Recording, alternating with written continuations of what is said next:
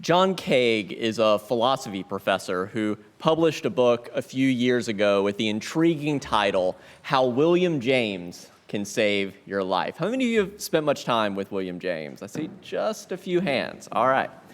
So this book, it's not my favorite book on James, but I do think that he's on to something with that title. William James was born in 1842 and he died in 1910. He's been called the father of American philosophy and the father of American psychology. He's remembered for coining terms like stream of consciousness, dissociation, timeline, pluralism, and the multiverse. So if you've enjoyed any of those recent Marvel movies in the multiverse, James would say, "You're welcome." William James's brother was the famous novelist Henry James, and although the James family was not Unitarian, they were often Unitarian adjacent. Henry James's fiction frequently included Unitarian characters, and their sister Alice published her diaries and said that of the prevailing religions of the day, Unitarianism, if their family were anything, that would be the closest fit. Here's one specific quote from Alice that I think she mostly intended as a compliment, but you can be the judge. She said, "When mother and father died, we fell back upon the uncompromising and amorphous Unitarian shepherd, for whom no sheep has too varied a fleece."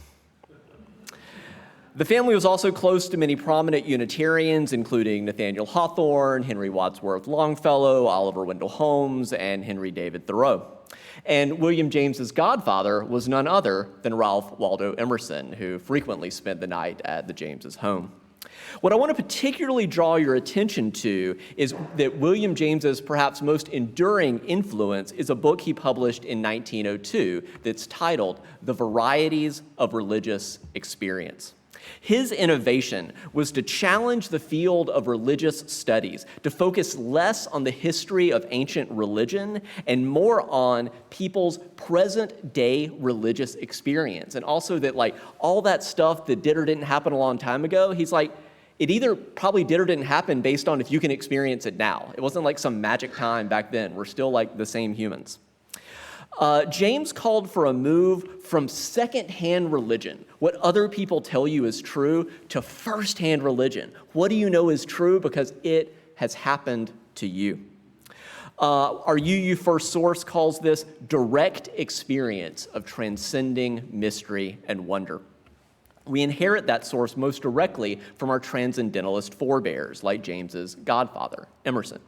And to orient you briefly to the journey that I'd like to invite us to go on this morning, starting with James's paradigm-shifting book, I want to briefly reach back to our UU heritage because all of this is really deeply tied to our UU history. And then I want to reach forward to connect us to today because one of the places doing the most exciting work, extending William James's work into the future, happens to be just about an hour from here in Baltimore at the Johns Hopkins Center for Psychedelic and Consciousness Research. First, let's briefly start with James's godfather, Ralph Waldo Emerson. So Emerson said so Emerson, before he took on the lecture circuit, was a Unitarian minister, right? There's a lot to say about that, but he said of the Unitarian of his day, "This is corpse cold." It was just too hyper-rational and all up in their head. And in 1836, he wrote an essay that is very much worth revisiting titled Nature. And that book dropped like a bomb in our tradition and led to what is known as the Transcendentalist Revolt within Unitarianism. Again, a lot to say about that, but more specifically, I want to skip ahead 2 years to 1836. This is a chapel at Harvard Divinity School. And in 1838, Emerson was invited to deliver the sermon at the graduation of that year's class in 1838 of Harvard Divinity School graduates. His formal title of that, and this Divinity School address also very much worth rereading, it was actually titled, "Acquaint Thyself at First Hand with Deity." So notice how it's not a coincidence that his godson, William James, did this big focus on first-hand religion, not second-hand religion. This sermon was so controversial that for decades, Emerson was persona non grata at Harvard Divinity School and was not invited back. Emerson, though, had the last laugh. This chapel that he was disinvited from is now called the Emerson Chapel. His godson, James, was a Harvard professor, and there is now an endowed professorship called the Ralph Waldo Emerson Unitarian Universalist Senior Lecturer at Harvard Divinity School. So connecting back to William James, here's a quote from the Varieties of Religious Experience in which you can hear him expanding upon his godfather's call to acquaint thyself at first hand with deity. James wrote, "Churches so often live secondhand upon tradition," what did or didn't happen a long time ago, right? They won't stop talking about it. "But the founders of every church, they owed their power originally to the fact of their direct personal communion with the divine." He's like, stop talking about Moses in the burning bush. He's like, what burning bushes have you seen lately? He's like, that's what I want to know about.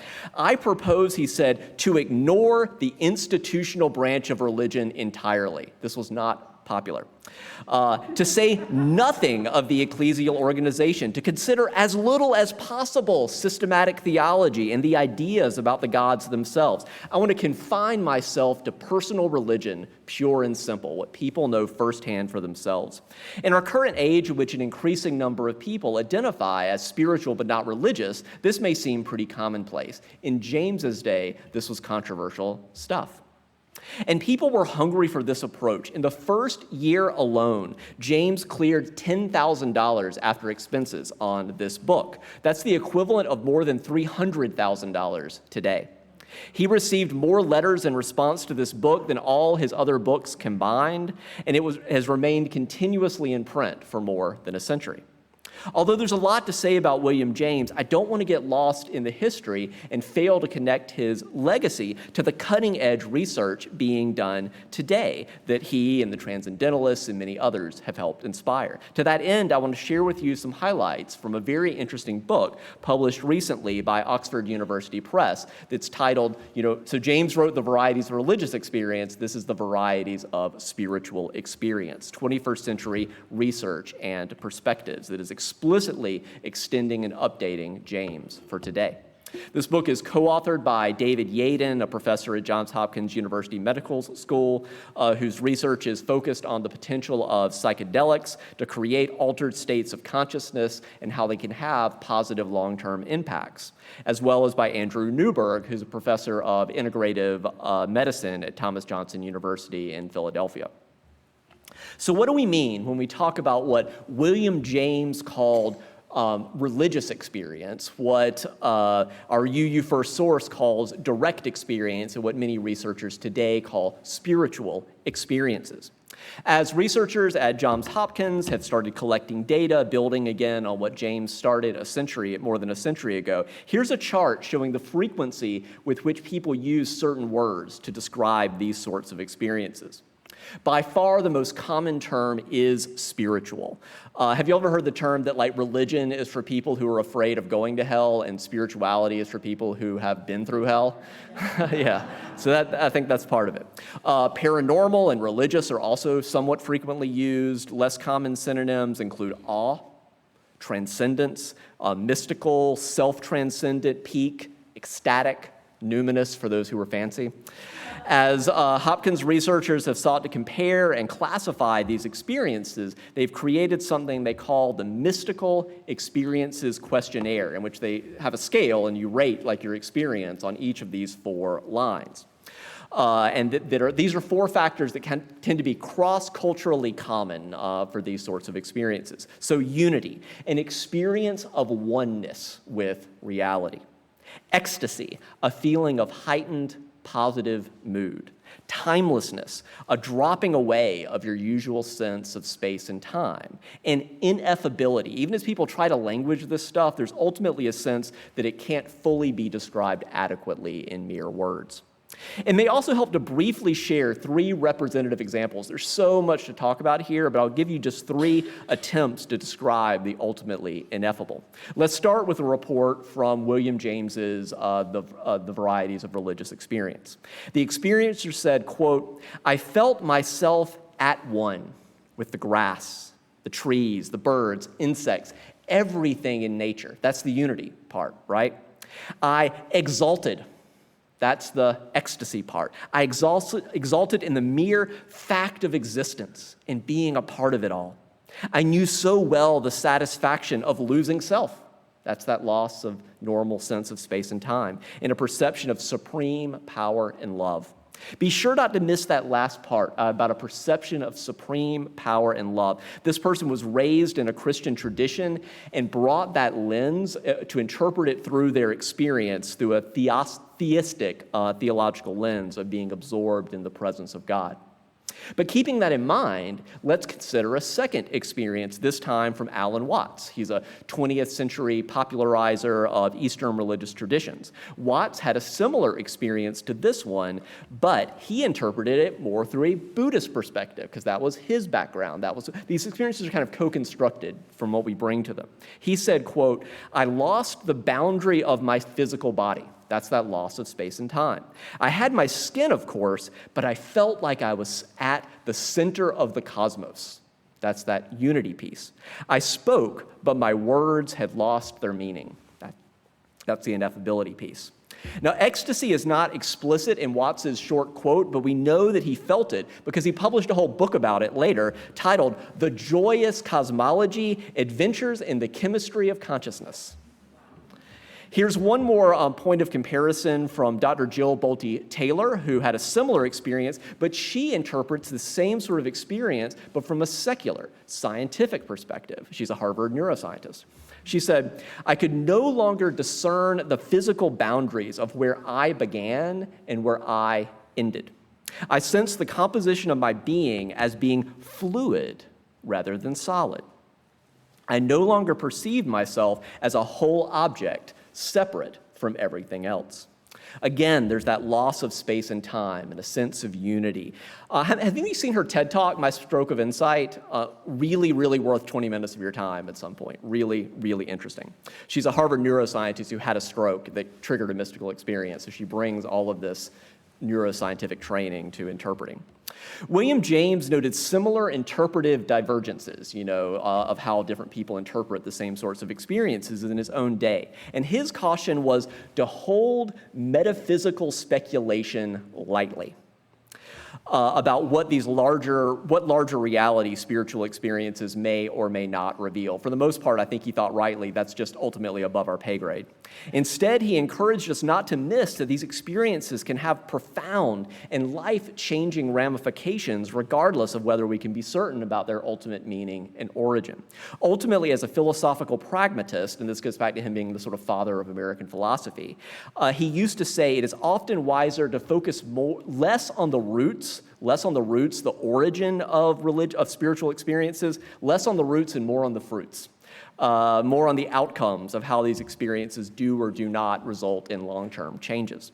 That being said, it may be the case, however, that spiritual experiences do give us some sort of direct existential experience that our ego, our sense of self, is much more illusory than we often take it to be. That the nature of reality is similar to what our UU seventh principle calls the interdependent web of all existence. No less a thinker than Einstein said that he sort of saw the implications of quantum physics to be that we humans experience ourselves, our thoughts, our feelings as separated from the rest. But he said, it seems to be that separateness is actually a kind of optical delusion of consciousness. So here's an attempt by researchers at Hopkins to begin to graph some of what Emerson and James and spiritual teachers throughout the ages describe about what may be a more accurate nature of consciousness. So starting on this left side in normal waking consciousness, most of us had, I guess your left is over there. Starting on the left side in normal waking consciousness, most of us have a sense of separateness, that my sense of ego. Ego is just Latin for I, right? It's the first person singular pronoun. My sense of self or ego is here, and you or the world are out there. But if we begin to move across the chart to the right, even just a simple spiritual practice like mindfulness, paying close attention in real time to minute aspects of our direct experience. If I were doing mindfulness, I might just note all the different things, tingling, pressure, breathing, hearing, seeing, kind of breaking down the aspects of our experience. If we keep practicing mindfulness, part of what you begin to notice, and for yourself directly, is that the border between ourself and the world is quite a bit more porous and vibratory and in a constant sense of flow than we sometimes notice when we're being mindless instead of mindful. Continuing along, many people have also experienced a sense of overlap between self and the world in what are sometimes called flow states, while participating in an activity that you find particularly absorbing. This is different for different ones of us. Some of you may have experienced this happening when you're really caught up in playing a sport. You're just kind of in the zone, in the flow. For others of you may have experienced it while gardening, while creating art, while reading, while playing a musical instrument, or maybe just really being immersed in a crowd at a concert. You just sort of were in the zone, in the flow, in the moment. Notice that word even absorbing. Your sense of self is loosening into a flow state. We have more of a sense, as the Zen tradition would say, you're just playing.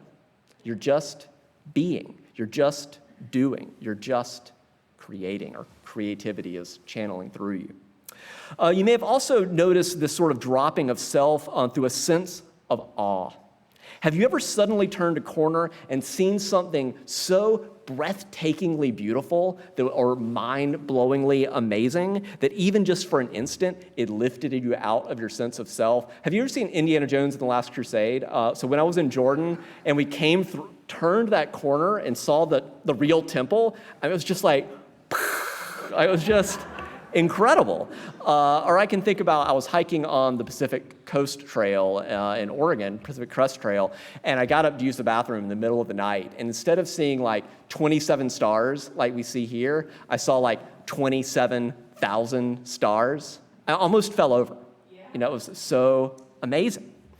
About quite a few years ago, I was in Egypt, and this was an amazing 6-week trip, and this was day one at Giza, and it was all downhill from there. We saw all this incredible stuff, and like nothing blew my mind, like and if you can see, do you see how little the humans are? To really be there and see how each block dwarfs a human, it's just incredible, and that was done 4,000 years ago, problematically through slave labor, but you know, incredible nonetheless. Or when I remember haven't you been to the Sistine Chapel in Italy? Just being there and seeing that, and then exiting, and they're trying to sell you like books and postcards, and I felt like, this is a shanda. This is heresy that you are trying to sell me a postcard. Like this postcard, you should burn this because it is just nothing compared to this in person. It felt insulting to see that. I was just like, it's ridiculous. But these experiences can just absorb us into something larger than ourselves. Again, you can kind of see the scale of the people, and one dude did that. Like, what? As we continue, I would be remiss if I shied away from naming that another significant common example of peak experiences for people is sexual climax, if you will. There's a reason the French call it le petit mort, the little death, right? The little death of our ego, a temporary releasing of the sense of self into a more immediate and direct experience, sometimes accompanied by a sense of merging with another person. Now, as we get to the right-hand side of the chart toward full-blown mystical experiences, I don't want us to miss that whether or not you've had the sort of fully non-dual experience, you likely have experienced various points on this continuum. So you probably have somewhat of a sense of what this is about, some sense of merging of the self and the world that can be profound in its own right. So William James was onto something when he urged scholars to focus on these sort of peak spiritual experiences. People throughout history have often counted such experiences as among or the most meaningful experiences of their life. And a recent Gallup poll reported that well over 30% of contemporary Americans report having had some sort of peak unitive mystical experience. So for those of you who are mysticism curious, let me say a little bit about how these experiences are cultivated. After all, the first part of our mission statement here at UUCF is we gather to encourage spiritual growth. Two major paths towards a mystical experience. One is more ecstatic, and one is more quiet or contemplative. There are many examples I could give from the world's religions, but let's keep our focus close to home. I find it fascinating that our two largest spirituality groups here at UUCF, our UU Pagan group and our UU Buddhist group, represent classic examples of these two poles on the mystical path. The pagan tradition, of course, has many quiet, contemplative components, but the pagan experience, the tradition, also has an expertise in cultivating ecstatic, self-transcendent experiences of mystical rapture. Imagine a drum circle at night and a group inviting you to dance with abandon around a bonfire. Can you imagine your sense of self dropping away a little, if only for a while, as you let go into an ecstatic group experience? Or again, some of you may have had this at a concert. Or on the other end of the spectrum, our UU Buddhist Sangha regularly offers time and space in which you can deeply touch in to inner tranquility. You don't have to believe everything you think. You can just touch into that inner tranquility. Or some of you may have experienced a similar taste of self-transcendence doing yoga. In particular, if you've ever done like an intense hour-long yoga practice, you're invited at the end to lay back in Shavasana, right, in corpse pose. Again, where you're sort of invited to see, experience a little bit of ego death. And you may have felt a sense of yourself melting away a little into the ground, if only for a few moments, allowing you to experience just being, nothing to do, nowhere to go. Over time, one goal of long-term spiritual practice is to make this experience more permanent, right? Practice doesn't necessarily make perfect, but it makes more permanent. So that one's normal flips from the left-hand side to the right-hand side of this chart. Instead of one's default experience being a separate ego, the new normal becomes a deep sense of interdependence and connectedness with all of reality. From Hindu Advaita Vedanta to Buddhist enlightenment to Jewish Kabbalah to Christian contemplation to Islamic Sufism, the spiritual sages throughout the millennia have been pointing to the human potential to transcend ego and to actually directly experience oneness. As the Buddhist monk said to the hot dog vendor, right? Make me one with everything, right? In the spirit of William James, I'm fascinated by researchers applying the tools of modern science to help us better understand spirituality. And I would be remiss if I neglected to invite us to at least briefly explore that one major component of what scientists are studying at Johns Hopkins and a growing number of other research centers around the world is the way that psychedelics can give a glimpse of mystical experiences. And although it often takes a serious commitment to spiritual practice to have a long-term, permanent state change, to flip that normal, even a brief glimpse from psychedelics can be a powerful motivation to continue along the spiritual path, to see there really is a there. Arguably, no one in recent years has done more to raise the public awareness about the potential benefits of psychedelics, not that there aren't problems as well, is Michael Pollan. How many of you read this book, How to Change Your Mind? All right, quite a few hands out there. What the new science of psychedelics teaches us about consciousness, dying, depression, and transcendence. Really interesting book, but it's pretty long. If you don't have time to read it, it's recently turned into a Netflix series of the same name, How to Change Your Mind. To be clear, psychedelics are powerful substances. They are not to be trifled with lightly. They're illegal, unless you're doing them at Hopkins or somewhere where they're either working on making them more legal in certain circumstances. Indeed, ego dissolution, ego death, absorption into flow states, difficult experiences, including trauma, arising that have been repressed from the deep recesses of your consciousness. That can all be scary to navigate, but it turns out maybe it's better than just keeping it repressed. It makes it more workable. And as Pollan's subtitle points out, these experiences can also teach us a lot about consciousness, about dying, about addiction, about depression, about transcendence, and more. Regarding the aspects of reality that psychedelics can give us a glimpse of and what committed spiritual practice can give us a more permanent sense of, Chogyam Trungpa Rinpoche, who brought Tibetan Buddhism to the West, he used to say, the bad news is that we're in free fall and we don't have a parachute. The good news is there is no ground. It's just flow and impermanence and process and interdependence all the way down. We are not separate from one another. It is interdependent Co-arising is the nature of reality. What spiritual sages have been teaching for millennia, what scientists are increasingly discovering empirically, is that at the deepest levels of consciousness, we have never been separate from one another. We are much more deeply connected than we're often able to sense. We're deeply interdependent. Dr. King put it this way about how this insight can save our lives. We are caught in an inescapable network of mutuality. We are tied in a single garment of destiny. We can't get away from each other. We're too interdependent from that. Whatever affects one directly affects all indirectly. It is one thing to think that that is a lovely and noble idea. It is quite another when a spiritual experience gives you a felt existential realization of that reality that you can live out of. It's like in the Christian tradition, the second greatest commandment is to love your neighbor as yourself. That can feel like a burden if you feel separate from your neighbor. But the Christian mystical tradition has always contended we are called to love our neighbor as ourselves when you deeply realize through unitive spiritual experience, your neighbor is yourself. That's how you love your neighbor as yourself. Or as the profound piece of indigenous wisdom states,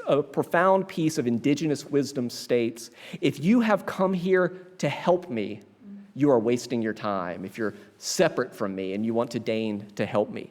But if you have come to work because your liberation is bound up with mine, then let us work together.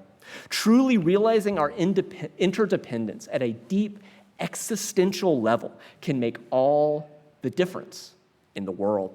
And I'm grateful to be on this journey of spiritual growth and exploration together with all of you. Holding all that potential of interdependence in our heart, let's rise in body or spirit. Let's turn to hymn 1053. We'll sing it through twice. How could anyone?